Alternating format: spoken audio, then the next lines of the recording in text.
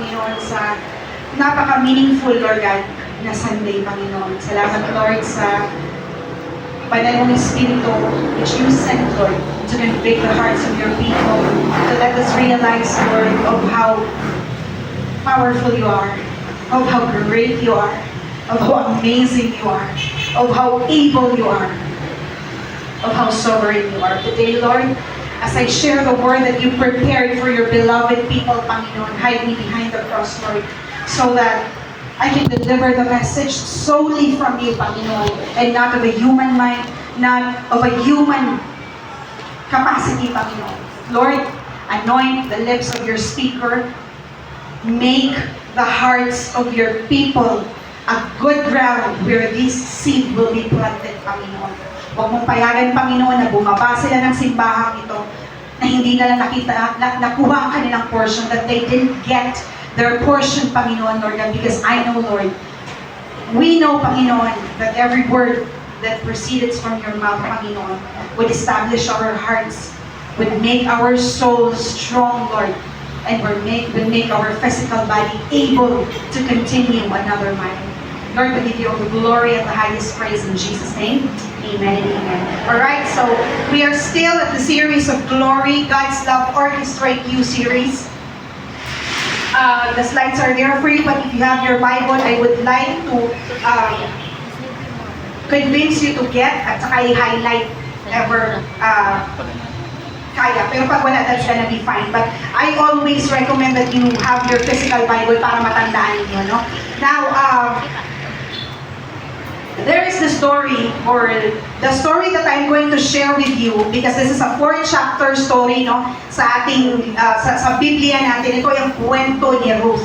Sino ang familiar sa kwento ni Ruth? Taas ang kamay.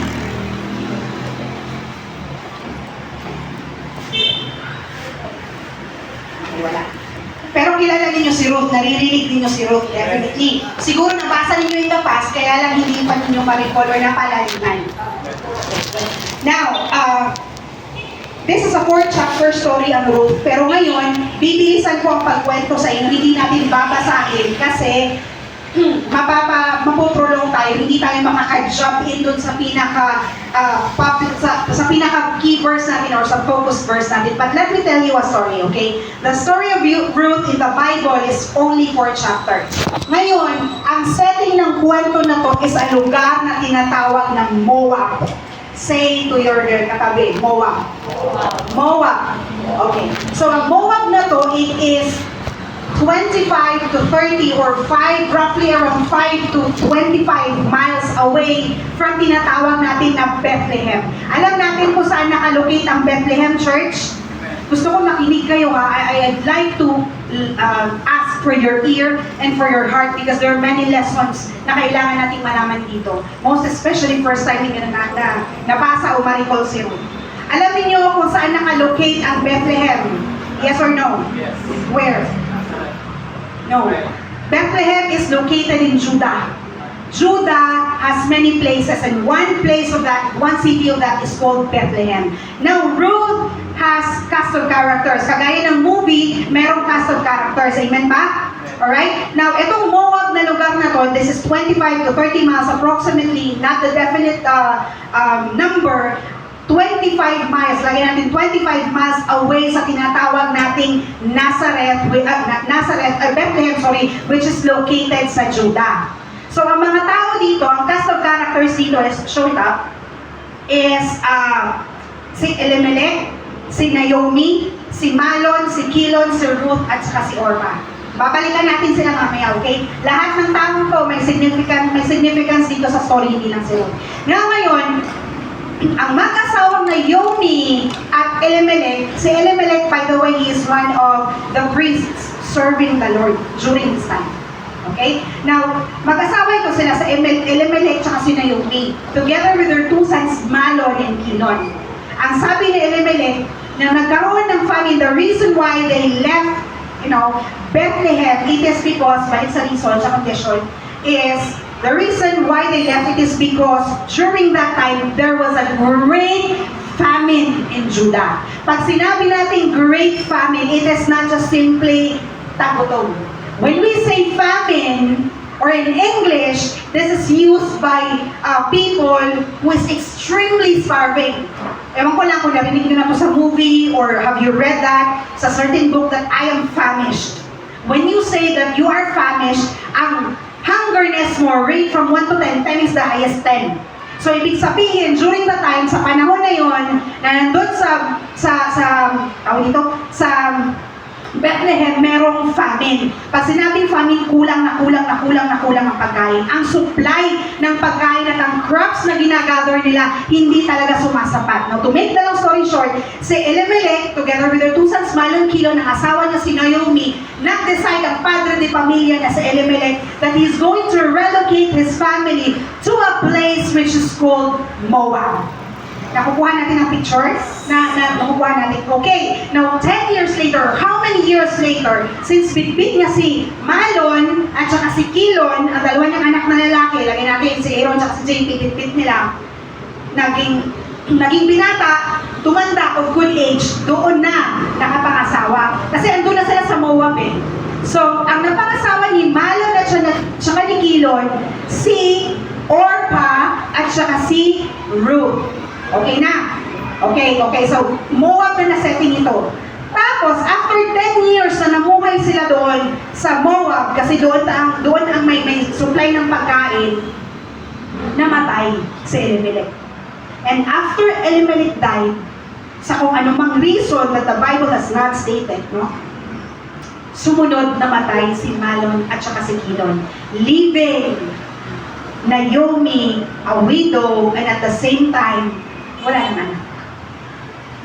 Ang kasama na lang ni Naomi is si Ruth at saka si Orpah, which are ang kanyang daughters-in-law. Ano sa Tagalog yun? Help me out.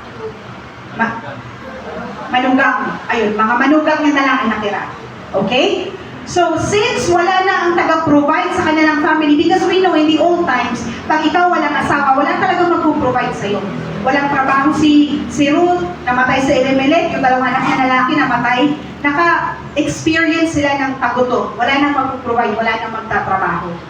Okay? So, narinig ngayon ni Ruth ang kwento na yung pinanggalingan niya na Bethlehem doon sa Judah was blessed by the Lord with a crop. So, ibig sabihin, natapos na yung dilubyo ng tagutom, tapos na yung famine, nag-decide si Ruth na, sige, babalik ako sa lugar ko kasi I have nothing here. Wala akong kilala dito, wala akong trabaho dito, wala akong maasahan dito.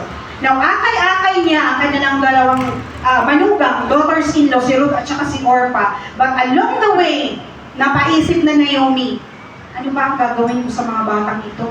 Wala itong anak sa mga anak ko. Wala akong apo sa kanila. Wala din naman akong hindi naman ako mabubuntis pa.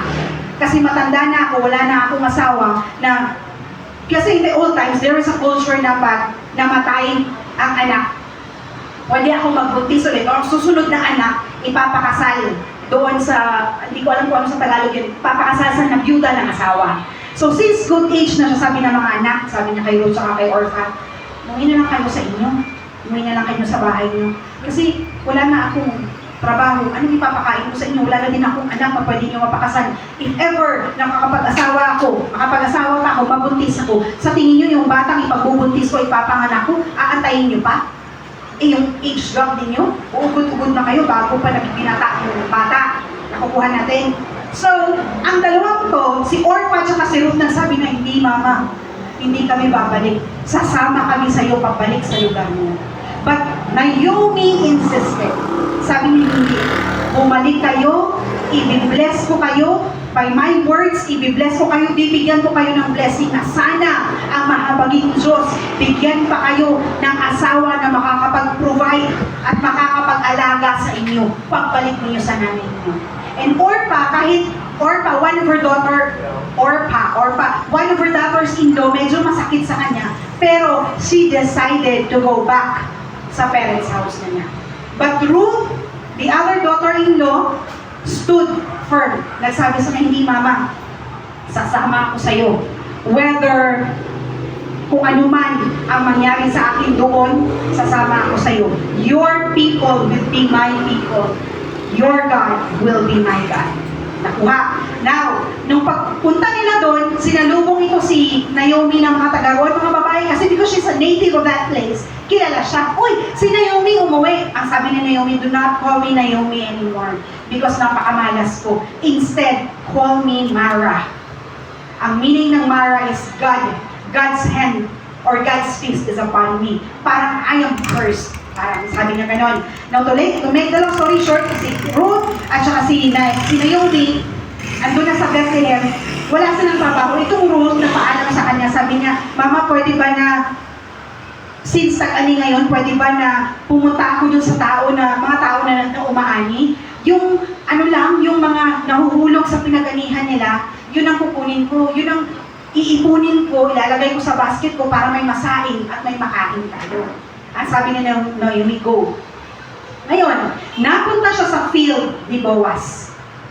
Boaz is a respected man in Bethlehem, in Judah, na kamag-anak ni Elimelech. Sino si Elimelech? Asawa ni Naomi. Si Elimelech, father-in-law ni Ruth. Kamag-anak niya to si Boaz. Ngayon, nag-gather siya ng mga natira-tira na yun, bumisita si Boaz bilang boss, bumisita siya sa field. Sabi niya, sino yan? Sino yung babae niya hindi ko kilala? Siyempre, bago sa kanya eh. Sino yan? Ang mga tao niya nagsabi na, boss, napaalam to na kung pwede ba na kunin niya yung mga natitira, yung mga nalalaglag. Kunin niya, sino nga yan? Sabi ni Boaz, she's Ruth, the daughter-in-law of Naomi na kasama niya galing Moab pag-uwi dito sa Bethlehem. Sabi niya, ganun ba? Pinuntahan siya ni Boaz. Sabi niya, I've heard about your goodness. Ang sabi ni Boaz, knowledgeable si Boaz na itong batang to, na itong widow na to, hindi iniwan ang mother-in-law niya na kapag-anak ni Boaz. Sabi niya, I've heard about your goodness. So kung ano man ang mahuhulog dyan, kunin mo, pero do not go to the other field. Stay in my field, gather mo lahat ang mga nahuhulog. But before you continue working, halika muna, kumain ka. May tinapay dito, may wine dito, you can dip your bread in the wine para kumain ka. Para kainin mo. So, marami pang natira sa kinain niya. Nung after niya nag-gather na, puno niya yung basket na bit-bit-bit niya kasi in-instructionan ni Boaz ang kanyang mga tao na sadyain niyo, nahulugan, ng marami. Hindi lang yung natira, but intentionally drop some of the crops there para makuha niya. And sabi na kay Naomi, huwag kang mag-atubili to go and get some water that my men fetched. Kasi I told them not to treat you bad and not to disrespect you. Sabi ni Ruth, salamat po, napakabait niyo po sa akin, na-encourage po ako. Nakukuha natin ang story. Na umuwi siya sa nanay niya, sabi niya, Ma, ganito ang nangyari. May nakuha ako, may natira pa akong tinapay, Ma, bibigay ko sa'yo kasi hindi ko naubos. Kanino ka pumunta? Nagtanong si Naomi. Si Boaz, kamag-anak niya ng asawa ko. Ma, ang sabi sa akin ni Boaz, I will stay with them until matapos ang anihan. Sabi niya, that's good. Ngayon, habang ginagawa ni Ruth yun, nagre-report siya kay Boaz, naisip ni Naomi, sabi niya na, it is time for me to give you, your husband or your redeemer. Kailangan merong lalaki na magpapakasal sa'yo or magre-redeem sa'yo. Kasi syempre, bata pa siya, pwede pa siya mag-asawa ulit. Follow my instruction. Sabi ni Naomi, matatapos na ang anihan. Si Boaz, titipunin niya lahat ng kanyang next picture. Titipunin niya lahat ng kanyang mga pinag-anihan sa tinatawag nating threshing floor. Ang threshing floor, not run, yung parang binilugan lang wherein mailalagay niya yung crops niya para doon tipunin, para doon i-winnow. Pag sinabi natin i-winnow, go back to the last picture, ano ang tawag nito sa Bisaya? Ay maraming Bisaya dito. Tahop din sa kanila. Sa Ilonggo kasi tahop yan. Alam niyo yung pagsaseparate ng balat ng basta ganun, ang balat ng rice, basta ganun magtahop ba? Alam niyo na yan. Basta pagtahop, yan ang tinatawag sa Bible na winnowing. Winnowing. Ano winnowing? gagawin? Anong threshing floor? Napa-research ako eh. Yan pala, tahop lang pala, Lord. My goodness, it's so hard. Winnowing is tahop. Okay, sabi ni Brooke, pumunta ka doon kasi pag tipon niya ng mga bagay dito sa threshing, ng mga crops niya sa threshing floor, mag-winnow yun. So definitely makakatulog yun doon kasi marami. Follow my instructions, sabi niya kay Ruth. Maligo ka, mag-ayos ka, magpabango ka. Antayin mo na nakatulog na si Boaz doon kasama ng mga crops. After that, remove the cloak that covers his feet and sleep there. Nung tinatanong ko ang Lord, bakit sa paa? Di ba di sa uluhan? Bakit sa paa talaga? Nagtanong ako kay Lord, but I'll explain that later, no? Story muna tayo. Ginawa ni Ruth, to make the long story short, ginawa ni Ruth, nagulat na yun si Boaz, ay, may babae sa aking paanan. Sabi niya, who are you? My daughter. Sabi niya, I am your servant Ruth. May you spread the cloak of your garment to redeem your servant. So nakukuha natin ang picture kung bakit essential yung pagtanggal ng cloak at saka paghiga niya sa paa. Kasi in the old times, in the time of Ruth, sa mga unang panahon, kung ikaw ay babae, ikaw ay considered to be a weakling. Ikaw ay considered to be talagang aasalang sa asawa. Ngayon, ang gesture na yon, na kunin mo yung cloak at mahiga ka dyan, na sabihin mo sa lalaking may kaya, na sabi niya, cover me or redeem your servant. Ibig sabihin, bilhin mo ko, i-redeem mo ko, pakasalan mo. Kuha natin.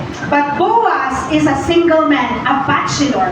Ang sabi niya, may God bless you, my daughter. Hindi ka pumili ng lalaking bata o yung lalaking napakayaman. But take heart, sabi niya, meron pang isang redeemer, a clan redeemer bago ako. So hierarchy kasi yun. So si Elimelech, ang pwedeng mag-redeem ng kanyang mga naiwan is meron pang isa, hindi na pangalanan, bago si Boaz. So, ang sabi ni Boaz, anak, meron pang isang lalaki. Ang gagawin natin, stay with me until morning. Kinabukasan, pupuntahan ko siya, tatanungin ko if he is willing to redeem you. If yes, then sa kanya ka magpapakasal. Now, to make the long story short, kinausap ni Boaz sa city gate, may mga witnesses na kukunin mo ba to? May mga ari-arian sa Elimelech, kukunin mo ba to? Bibilihin mo ba to sa kanya? Pero you are required to marry this young woman. Together, kukunin niya ang kanyang mother-in-law na si Naomi na kamag-anak na asawa ni Elimelech. Sabi niya, pwede. Pero ang sabi ni Boaz, sige, bilhin mo to, bilhin mo to, bilhin mo to, bilhin mo to. Dahil ang lalaking yun very concerned sa kanyang kayamanan na sabi niya, ay hindi, I'm not gonna risk my property. I'm not gonna risk my money to buy those properties. Baka malugi naman ako. Ang sabi ni Boaz, well then, I am the next clan redeemer. So, para ma-official, dito sa atin, di ba, ano ngayon sa na? Sa abogado ba? Ipapastampahan na, pero ipapanotaryo. Kung dito sa atin ngayon, sa time natin, ipapanotaryo, during their time ang ginagawa, sige, sabi ni Boaz, remove your sandal and hand it over to me.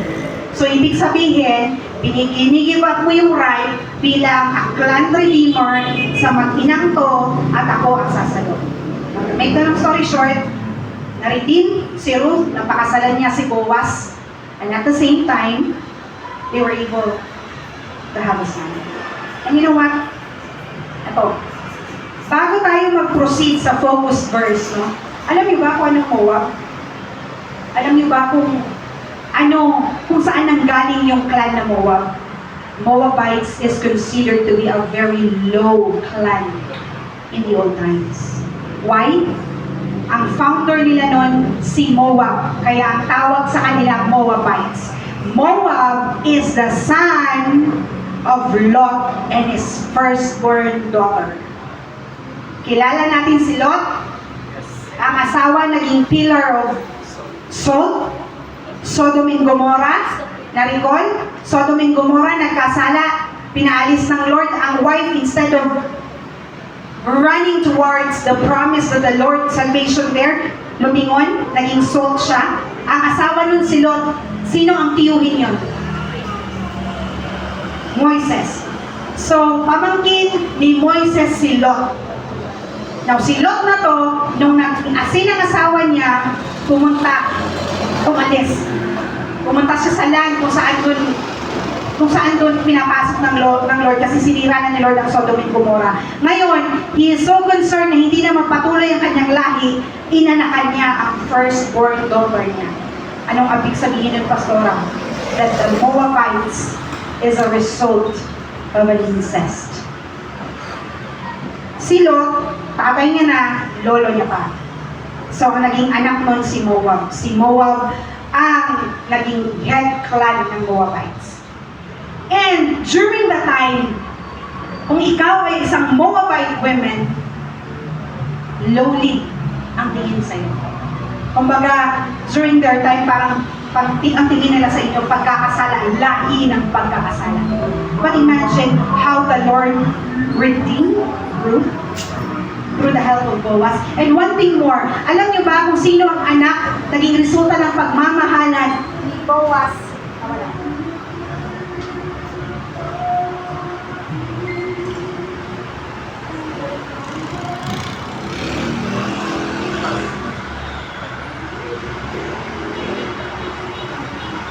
Alam niyo ba kung sino naging resulta ng pagmamahalan ni Boaz at saka ni Ruth? Obed. Si Obed ang tatay ni Jesse. Si Jesse ang tatay ni David. So saan nanggaling si Lord? Sa clan ni Ruth. Imagine the redemption. Imagine the salvation. Imagine the lifting up of a Moabite woman from rags to riches, sabi ng mundo. Nakukuha ninyo ang beauty ng story. But I would like to focus on this verse. In Ruth 2, 8-9, it says there, Boaz went over and said to Ruth, "Listen, my daughter, stay right here with us where you gather grain. Don't go to any other field. Stay right behind the young women working in my field. See which part of the field they are harvesting," my instruction, "and then follow them. I have warned the young men not to treat you roughly, and when you are thirsty, help yourself to the water they have drawn from the well." That's our focus verse. And right now, I'd like to entitle the message that we have for everyone else. Basa. It's not that. Harvesting in the right field. Again, read. Harvesting in the right field. Again. Harvesting in the right field. Pag sinabi natin harvesting, ano ang ibig sabihin nun? It means it is a process of collecting, action done after planting, growing a crop, and planting a tree. Sa Bible, another term nun is reaping. But take note, church, that reaping is considered or used if you're going to harvest in a small portion of land. If it is a big land or if it is a big field, that's what you call harvesting. Nakuha natin? In life, we have to harvest. We love to harvest because harvesting signifies blessing. Tama ba? Sino dito ang gusto na nag-grocery, may push cart na dala na hindi nagka-calculator? Lagay lang ng lagay. Wala! Lagay lang ko ng lagay. Walang calculator ko. This is harvesting. Sino ang gusto dito na pagpunta sa ATM machine, withdraw lang ng withdraw? Hindi na uubos. Harvest lang ng harvest. We love that, right? Do you love that? Kasi ako, gugustuhin nyo ba yun? Sino mo gustong maging mahirap? Diba? Sino mo gustong walang pera? Lahat tayo, we wanted to be blessed financially. And that's gonna be okay. That's the design of the Lord. But if you're going to make money, the money as the Lord and Savior of your life, then that's different. You know what, church? There will be a field of opportunities for us. Field that seems so full of blessing. Field that will satisfy our human desires. Listen, whether this is faith, whether this is appreciation, whether this is health, whether this is honor, whether this is favor, all of them, to be honest, they feel good. Totoo? Totoo? financial blessing, favor, health, appreciation, they all feel good. Pag ikaw ba na-appreciate, binigyan ka ng appreciation nito na feel good, definitely you feel good. Amen ba? But the question is that the right field you are harvesting from? Tama ba ang field na yan kung saan ka nag-harvest? Nasa tamang palayan ka ba? That's the other question. You know what? I'd like you to remember, next slide, that Satan can make bargain looks like a blessing. Again, I'll repeat myself. Satan can make a bargain looks like a blessing. Alalahanin natin in Luke 4:5 to 7. You can read it there. Pero, ang storya niyan, the Lord Jesus was taken uphill, up high, up in the city gates. Sabi ng demonyo, kita mo yan? Kita mo yung mga kingdoms na yan? Kita mo yung mga building na yan? Kita mo yung lupain na yan? It's gonna be yours if you're going to bow down and worship me. Parang blessing, no? But it isn't. That's a bargain. Again, the enemy is there to kill, to steal, and to destroy. He is full of lies. Very full of lies. So he would present na, those are blessings, magiging iyo yan. But the bargain is, I'll take your soul. Anya asked me a question, Mommy, what's the difference between soul and spirit? Sino makakasagot?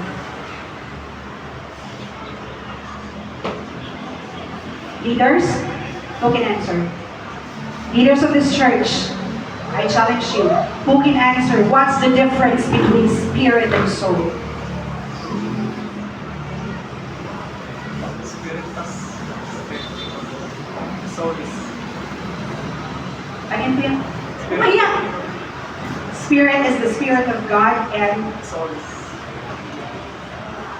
is the one na nasasaktan. if I'm going to rate it 100%, you're 95. But this is the explanation. That's too close. Spirit and soul. Remember, church, you are the composition of you, of myself, is body, soul, and spirit. Your body is the flesh that you see when you face the mirror. Your soul is your character. Your soul is your attitude. Your soul is your values. Your soul is your pursuit. Your soul is your psychologically survival. What's the spirit? The spirit in you arises the moment that you commune with the Lord. This is where you get your discernment. This is where you get the bulong of the Holy Spirit. This is where you get what they call consciensya. But it isn't. That's the Spirit of God that dwells within you. Why? Back to Genesis. I created you in my own image and likeness. Nakukuha natin? So if someone has to ask you, what's the difference between spirit and soul? I am expecting that you know that. Amen? Amen ba? Amen po? Right. Now, we will proceed with the key points since narinig natin ang kwento ni Ruth. A beautiful story. May 3 key points na ipapashare ang Panginoon sa atin ngayon. And this key points is addressed to church leaders. Listen, all of you. Next, disciples. All of us are disciples. And 3, all of us as a church. So, unahin natin yung for the church leaders. Key point number 1, sow for the great harvest. Naomi has an important role in the story of Ruth. Sino sa inyo dito ang may mother-in-law? Taas kamay. Taas kamay ba? Taas kamay. Ang mga mother-in-law, during the time na nagkaroon ng relationship or nagkaroon ng husband si Ruth, come to think of it, plain and simple analogy.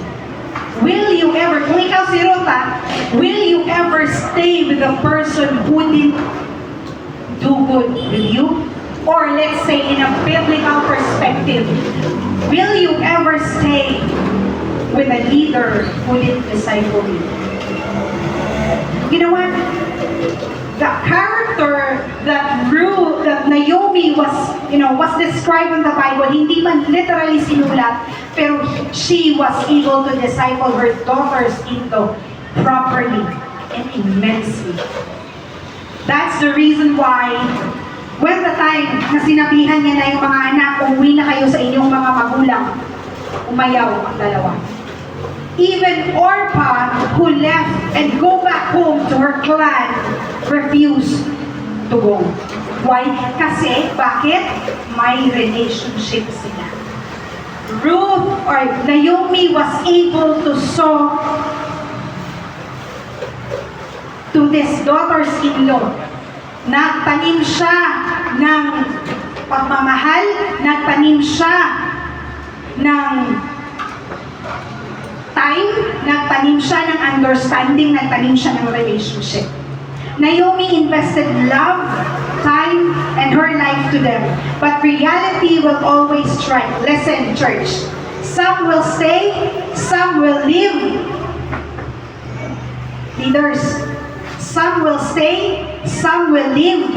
Some will be the Orpah in your life, but some of them will also be the Ruth in your life. Is Orpah bad? Para ba sa inyo, masama si Orpah because iniwan niya si Ruth? Si Ruth at saka si Naomi? Specifically Naomi? Sa pagkakaintindi ninyo. Come on, there's no wrong and right answer. Para sa inyo, masama bang tao si Orpah? Kasi hindi siya sumama kay Naomi? Come on, answer. No. The Bible didn't say that Orpah was evil. It is just that she was destined to harvest in a different field. But Ruth stayed with Naomi because she would do a harvest together with her. Amen? Amen ba?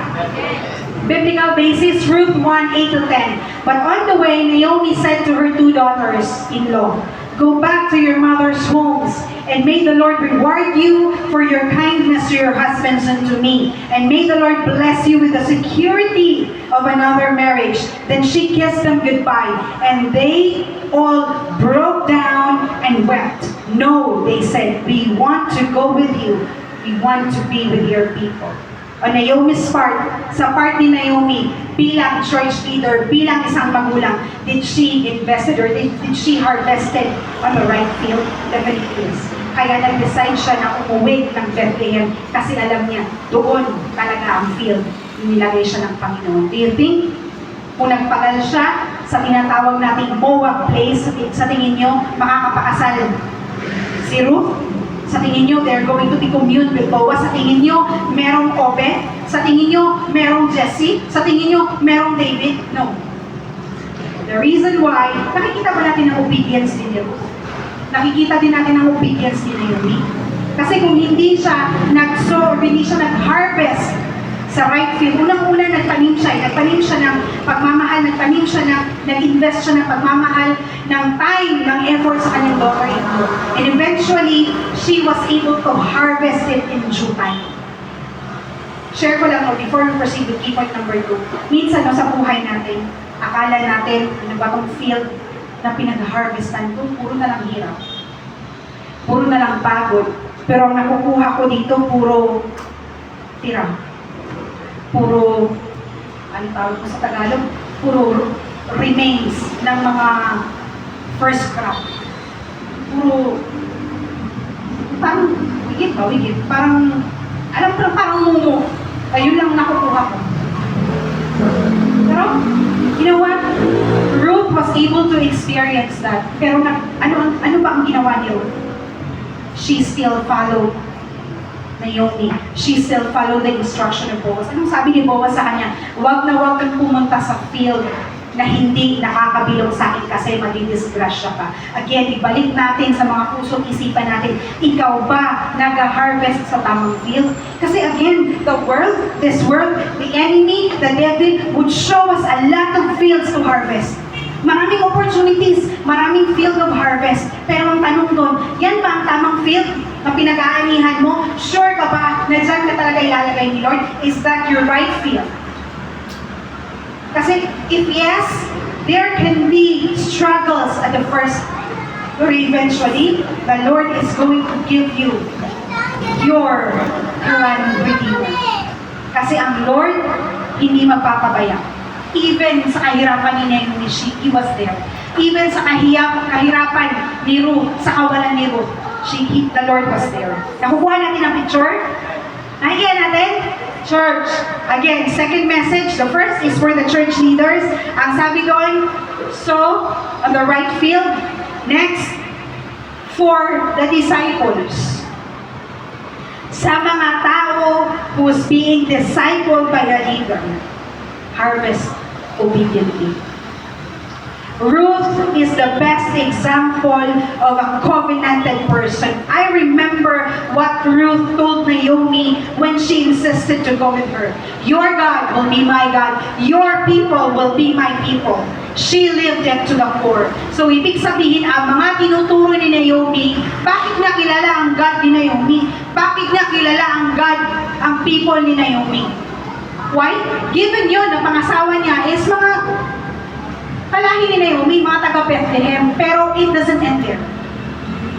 Naomi and whoever the husband of Ruth, kasi hindi naman naka-mention kung si Kilon yun o si Malon, she was able to be discipled. Napakilala na mag-iinang ito kung sino ang Diyos nila. Napakilala na mag-iinang ito kung anong Diyos meron sila. And you know what? Ruth was able to live it with the core. Kinilala niya ang Diyos ni Naomi. You know what? In Deuteronomy 23:3, it says there that the clan, which is Moabite, was not allowed to commune with the Israelites because of their paganism. Ganun kadumi, ganun ka-low class ang lahi ni Ruth na Moabite. But then the Lord was able to redeem them.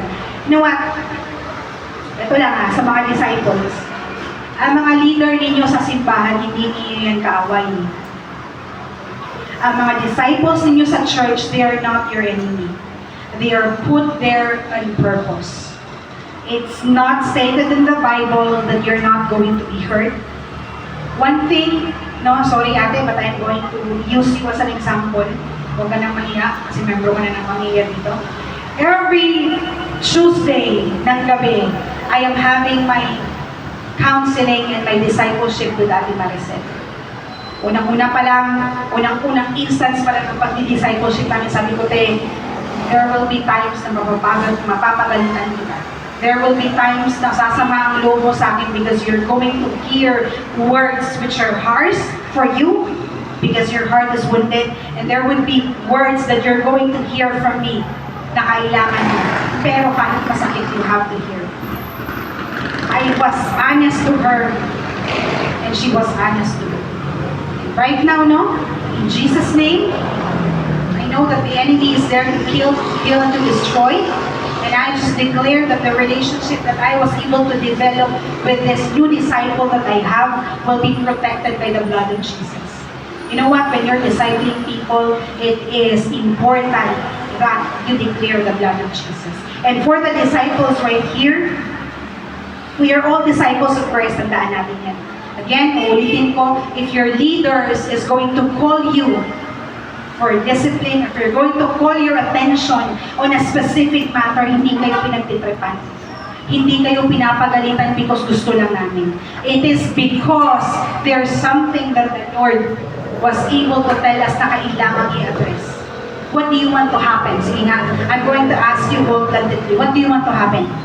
Just let it go? Bala ka na lang. Because you want that to happen, then so be it. It's not developing relationship. The relationship is not developed by being so lax. The relationship is not being developed if there's no discipline, if there's no saway, if there's no hurting.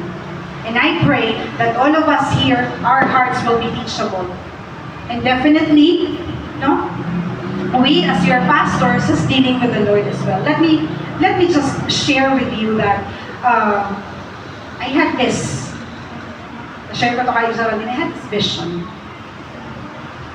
It was a gate this wide open, a door this wide open.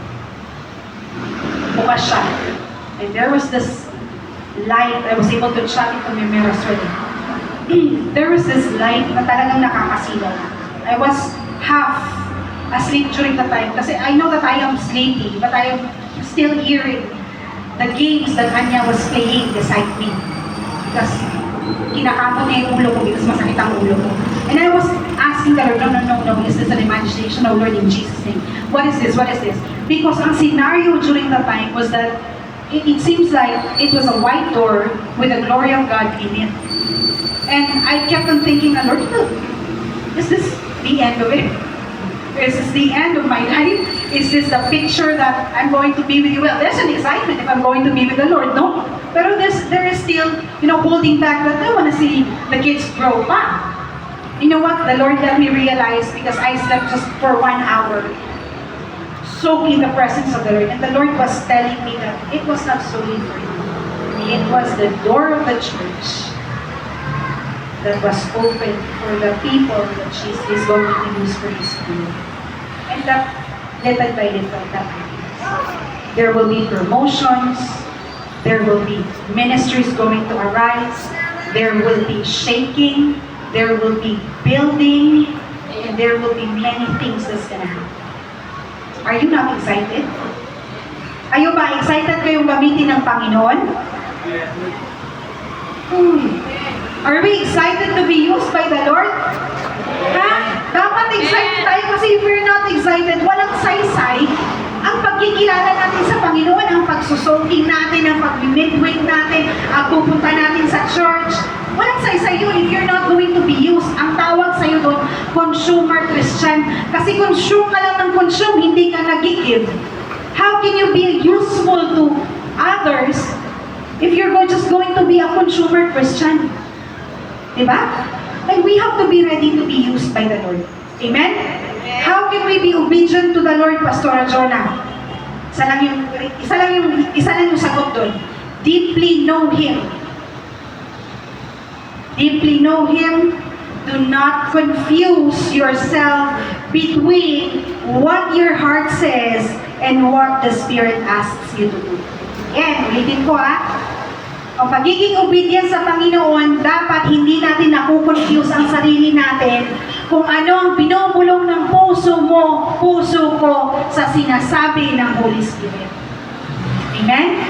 Ano ang sinasabi ng Holy Spirit o kung ano ang mga sasabihin ng Holy Spirit, Pastora Jonah, para sure lang ako na nasa linya ako. Many things. But these are the four. The Holy Spirit won't ask you to lie. Hindi ka uutusan ng Holy Spirit para magsinungaling. Pangalawa, it won't ask you to steal. Hindi ka uutusan ng Holy Spirit para magnakaw. Hindi ito literal lang na pagnanakaw like getting money. No, it isn't. Ang pagnanakaw na sinasaad dito, stealing is you're stealing the time for the Lord, is stealing your Bible reading from the Lord, is stealing your time for your ministry, is stealing your time para magbabad sa presensya ng Panginoon. Isa pa, ang one way of stealing, if you let the enemy steal the wisdom that the Lord put in your mind and the love that the Lord has put in your heart. You get it? The Holy Spirit won't ask you to be rude. The Holy Spirit won't ask you to be self-righteous, self-seeking, and boastful. Pastora Jonah, describe ano yung sinasabi mo na righteous, self-righteous, ano yung sinasabi mong self-seeking, ano yung sinasabi mong boastful, self-righteousness. Wala akong kasalanan. Tama ako. Tama yung ginagawa ko. So, portahan ko pa ng verse yan. Basta tama ako. You know that the self-righteousness arises kung nauuna ang justification kesa sa humbleness. Nauuna una yung, wait lang, kasalanan, hindi ganito eh. Kesa sa, sorry, nagkasala ako. Nakukuha natin? Nakukuha nyo? In a deeper sense? And what is, Pastora Jonah? Self-seeking. Emotions. Hindi na ako komportable. Hindi na ako masaya. Hindi na ako welcome dun eh. Hindi na ako kailangan dun eh. So, what does that mean? You're serving the Lord out of your own convenience? If hindi na convenient, you're not going to serve the Lord. Diba sa Facebook makikita natin, the reason why the Lord, JP, for example si JP, the reason why the Lord JP make you uncomfortable in that seat, because if you're not uncomfortable, you will not move and change position. Do you get it? Nakukuha natin? So, ang buhay natin, maraming upo, maraming tayo, maraming tagilid, maraming dapa, maraming arise. Pero lahat ng iyon, merong inconvenience. Why? Kasi kailangan natin. Kasi tayong mga tao, minsan gusto lang natin, ang convenient lang para sa akin, ang madali lang para sa akin, ang malapit lang para sa akin, ang mura lang para sa akin, ang madali ko lang gawin para sa akin, ang pwede lang isabi. Convenience is not bad because it's not going to be created, allowed by the Lord if that word is bad. But on the biblical perspective, in theology, if you are seeking convenience in serving the Lord most of the time, then definitely service is not for you. Christianity is not for you. Again, Pastor Peter Tanchi says, Christianity is not hard, it is impossible. The moment it became possible because, and simply because, in the equation, there is Christ. Do you get me? Do you get it? Church, do you get it? Okay. Ruth has an option to harvest in a different field. Tama naman. Anong gagawin ko doon sa lugar na hindi akin? Anong gagawin ko sa Montalban? Taga Iloilo ako. Anong gagawin ko sa Montalban? Sa Pasig ako namuhay. Anong gagawin natin dito sa taga Samanasin? Hindi. ang probinsya. Leyte. Anong gagawin ko sa Isbelview? Taga Leyte ako. Kasi sa totoo lang, no? If ever you are at the retiring age, sige nga, sino ang gustong tumira sa foreign land kesa sa sarili niyo ng lugar?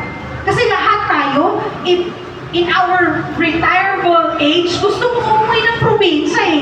Gusto mo umuwi kung saan ka pinanganak, kung saan preska ang hangin, kung saan kilala mo yung kapitbahay, na kahit mag-ingay ka, carry lang kasi kamag-anak mo.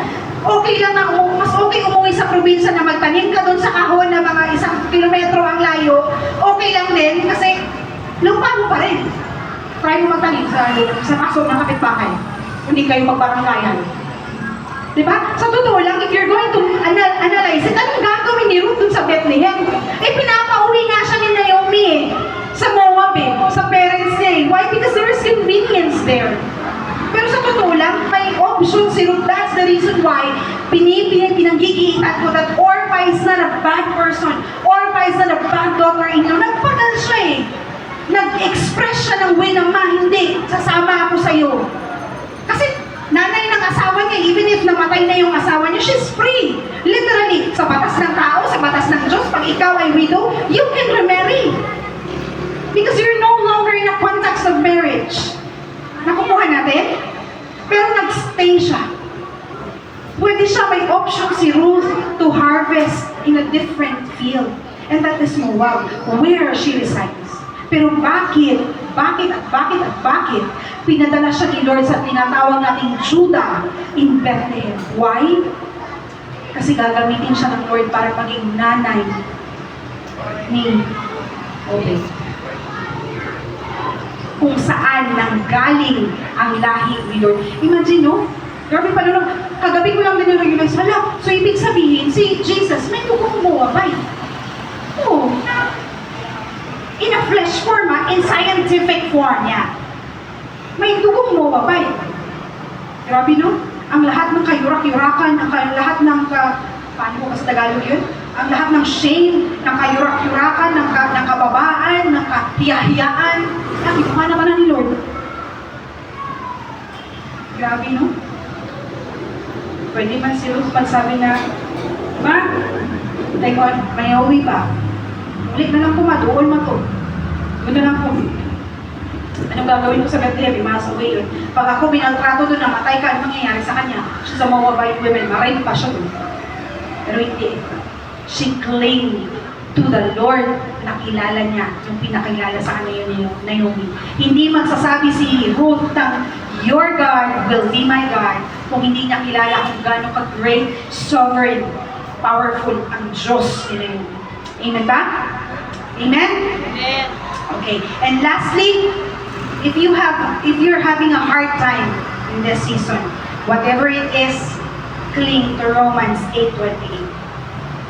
We know that God causes everything to work together for the good of those who love God and who according to His purpose from them. Ang kagandahan dito sa Romans 8:28, hindi lang yung, and we know that God causes everything to work together for the good of those who love Him. Period. May karugtong. And who, and who, and who, according to His purpose. Can you all rise?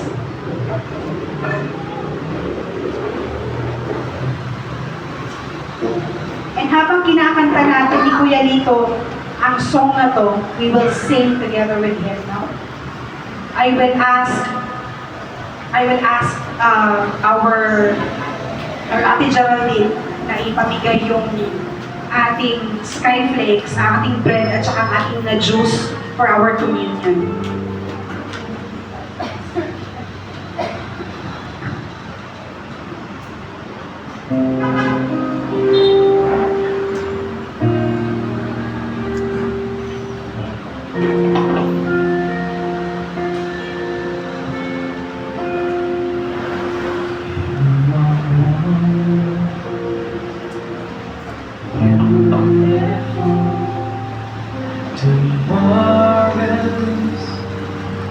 It's a You Alone song.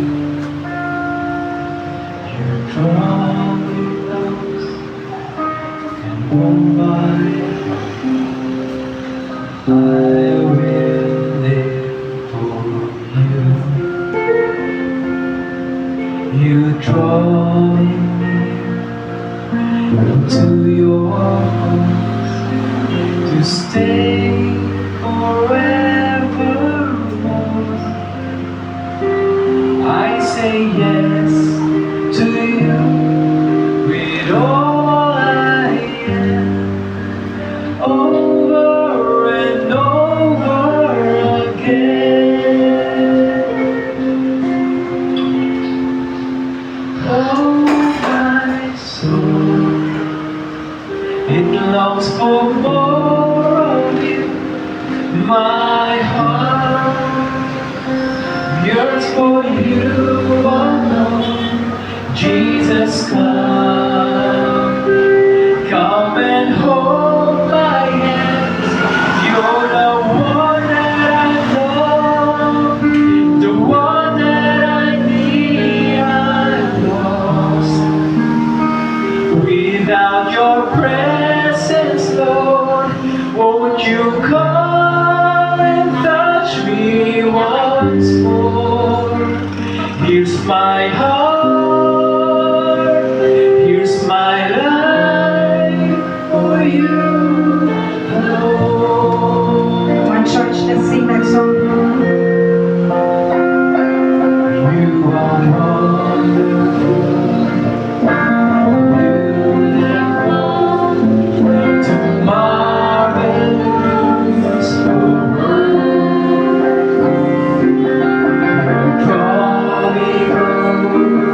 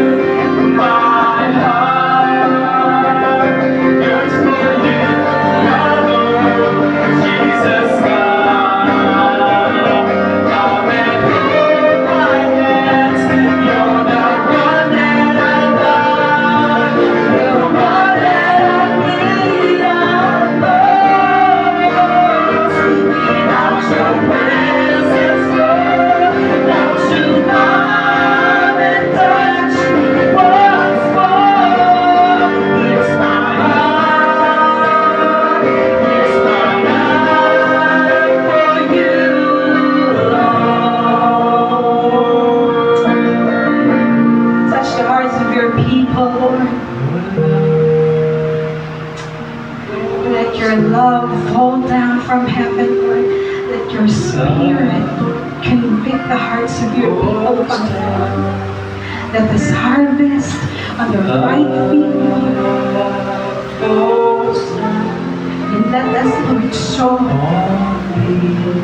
in your field.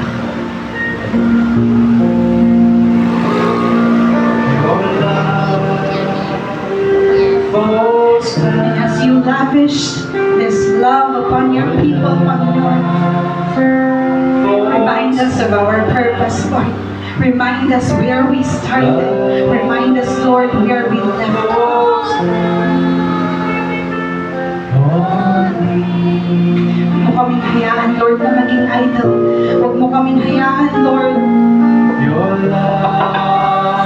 will be snatched from your hand. Do not allow us, Lord, to get grains from a different field, Lord. Lead us, Lord.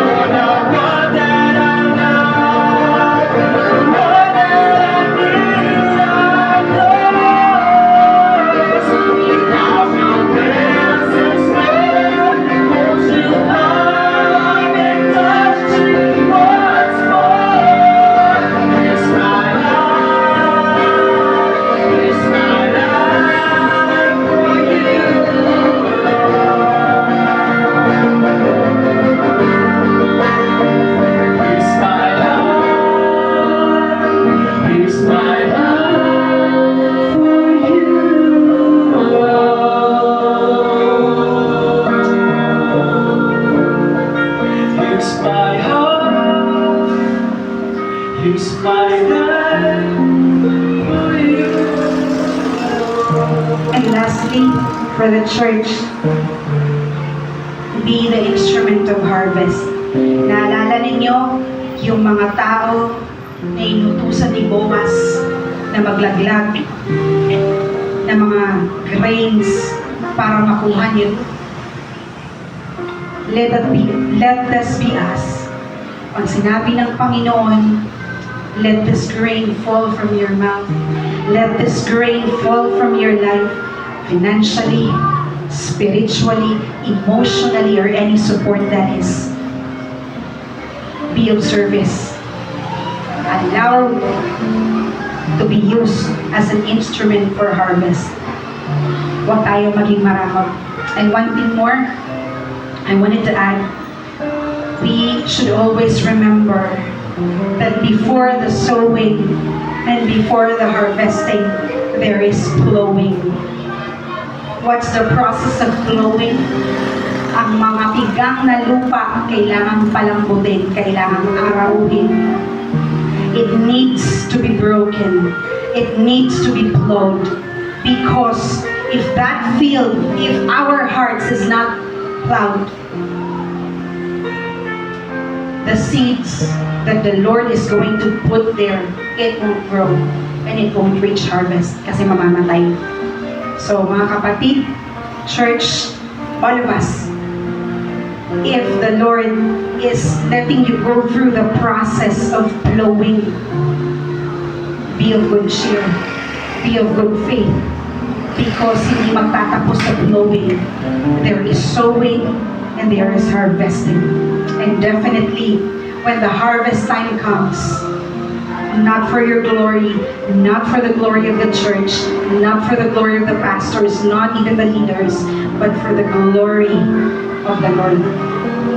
The God whom we serve, truly serve. Let us do self-check. Lord, am I harvesting in the right field? Am I sowing in the right field? Am I allowing myself, Lord, to be plowed? Because if hindi, I cannot be used in the service of your kingdom, in the service of your church. And I pray today, with all of my heart, that the vision that the Lord was able to give me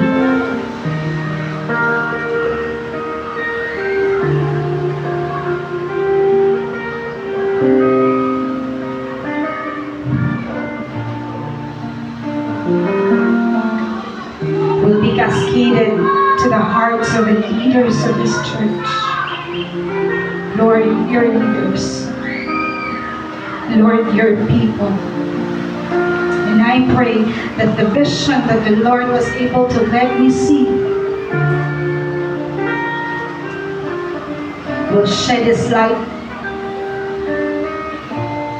to His disciples, to His flock sa kawan. And I pray that that vision that He was able to give me, that light, immense light, would cover the four corners of the church as our protection against the devouring lion, against the devouring dragon, against the evilness of the dragon. And right now,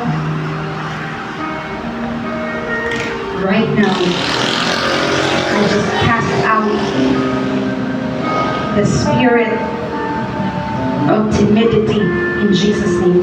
I cast out the spirit of fear in Jesus' name.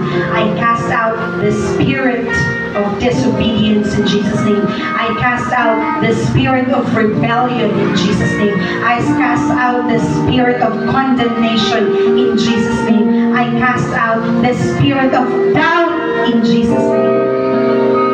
In Jesus' name. In Jesus' name. That doesn't belong to your people, Lord. That doesn't belong to the people whom you hold. That doesn't belong, Lord, to the people of Walk of Faith with Jesus Ministry. It doesn't belong here, Lord. Let your Spirit, Lord, cover us. Let your righteousness correct us. Let your humbleness inspire us. In the name of Jesus. Thank you, Jesus. Thank you, Lord. We lift you up today, Lord, and as we proceed with our communion, let us remember how Jesus celebrated the Last Supper. How He explained body and soul, the essence of His body and His blood. And when he gathered his disciples, it is said there, he told his disciples, take this bread. This is my body given to you.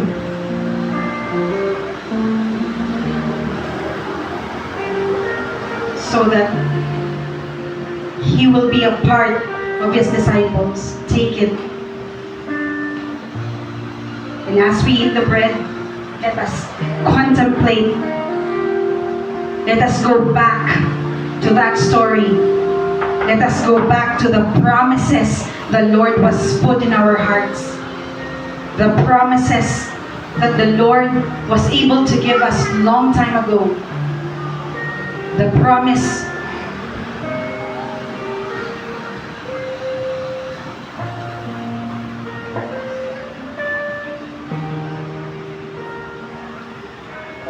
na minsan nakakalimutan natin.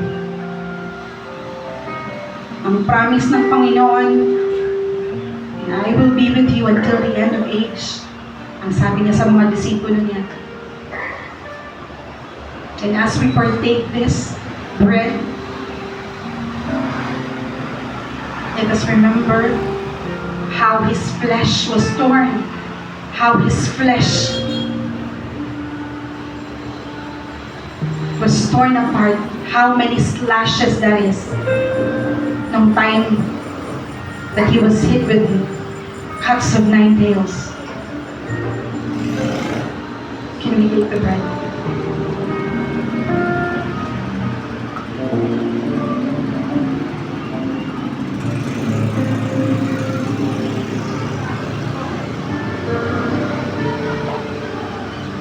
And after it, he got the cup, gave thanks, and told his disciples to drink from this cup. This symbolizes the covenant that I have with you. This represents my blood that will cover you, that will cleanse you.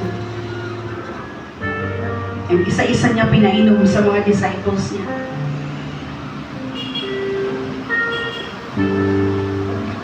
Let us remember how Jesus served his disciples, how Jesus served us on the cross, how his blood and water from his body was drained to give us our salvation. He died a criminal's death for our salvation. And as we took this juice that represents his blood, let us remember that we are redeemed, we are saved. Like Ruth, we are redeemed by Jesus.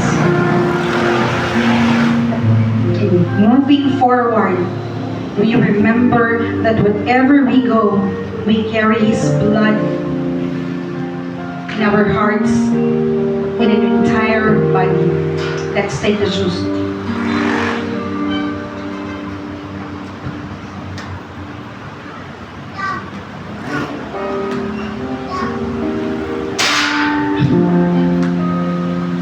I'll ask every one of you to read the prayer, the blood of Jesus prayer. The Lord put this in my heart. And I ask the youth of Walk of Faith to memorize this. You can get a copy from me or from whoever sa loob ng GC ng ministry. This blood of Jesus prayer is the prayer that the Lord put in my heart for, not for salvation definitely, but for protection and for the remembrance of how the Lord has died for us. Can we recite the prayer? I pray for the blood of Jesus to cover my entire household and family.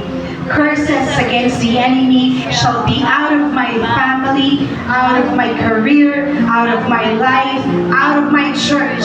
I am confessing that Jesus is my Savior, my Redeemer, and my everlasting peace. I cast out sickness, cast out curses and the works of the enemy. I am declaring victory today and tomorrow testimony of miracle, healing, and deliverance. The blood of Jesus is from the top of my head to the soles of my feet. The blood of Jesus will always be upon me, and I will be a winner all the days of my life. Amen. Lord, you see the hearts of your people, Lord. You see their needs. You see their struggles, Lord. You see their unanswered prayers, Lord. You see the prayers that they long to have, Panginoon. Today, right now, Lord, as your blood covers us, and as we get our portion, and we did get our portion, Lord, from the word, from the story of Ruth, let it be, Lord, that if we are harvesting already from a different field, tawagin mo kami pagbalik, Panginoon. Send Boaz, send workers, Lord, to drag us back to the right field, Panginoon. And us, Lord, as a harvester, make our hearts humble, make our hearts teachable, make us realize, Lord, that apart from you, we are nothing. That you put us in this walk of faith with Jesus' family, Lord, because we are a part of the team, we are part of the family, we are part of the vision, we are a part of the goal, and we are a part of the mission, Panginoon. And Lord, I thank you for the goodness that you shed upon this people, Panginoon, ang aming mga kapatid at Panginoon, present, online, or even at the comfort of their homes right now, Panginoon. I pray that you would continue to speak to our hearts, that you would continue, Lord, to let your people see visions. You would continue to let your people prophesy, Lord. You would continue to let your people, Lord, see how good you are, of how great you are, Lord. We thank you today. We thank you yesterday. We thank you forevermore, Lord. We are excited of what you're going to do in the lives of everyone in this church, in our family, in our career, in our marriages, Lord, in our ministry, Panginoon. Today, Lord, wala kaming ibang itataas, Panginoon. Ang simbahan ito belongs to one and only true God who is at work mightily, who is at work evidently. Our hearts are grateful, our hearts are full, our hearts are healed. May we always experience you all the days of our lives, Lord. Let your face shine upon them, Lord. Let your favor follow them, Lord. Heal them in their physical body in the name of Jesus. In the name of Jesus. Receive healing today in the name of Jesus. Receive protection today in the name of Jesus. We give you all the glory and the highest praise in Jesus' name. Amen. Amen.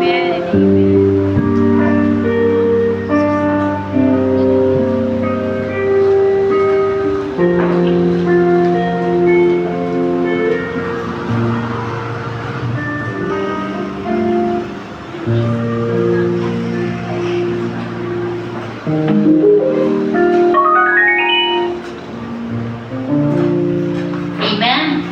Hallelujah. Tayo po ay pumalakpak sa mga biyaya para sa Panginoon. Yes, Lord. Salamat, Panginoon, sa umagang ito, Lord. Ngayon, dadako tayo sa ating pagbibigay.